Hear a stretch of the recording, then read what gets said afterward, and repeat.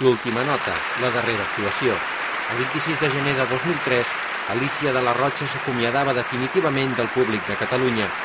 Responsable, exigent, permanentment insatisfeta amb si mateixa, no volia passar pel tràngol d'haver de suspendre concerts per problemes de salut i va preferir retirar-se en plenes facultats. La seva va ser una carrera llarga.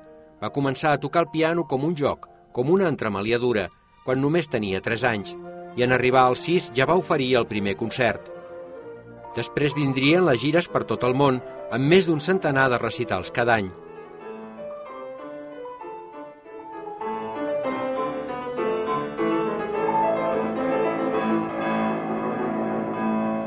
Els Estats Units l'adoraven. No solament deien que era la millor, sinó que la qualificaven de sacerdotessa del piano, d'ambaixadora de la música espanyola, i la rebien amb pancartes.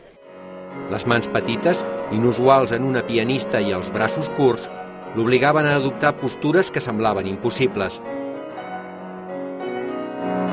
Gelosa de la seva intimitat, treballadora i incansable, fugia del divisme i de l'exhibició vana, fins a fer de la humilitat el millor dels mèrits. Diuen que ningú com ella sabia ser respectuosa i fidel a l'esperit dels compositors.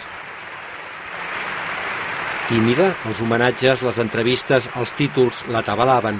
Amb tot, no va poder evitar rebre un munt de premis, segurament tots els reservats a un músic, entre altres el Nacional de Cultura, la Medalla d'Or de la Generalitat i el Príncep d'Astúries.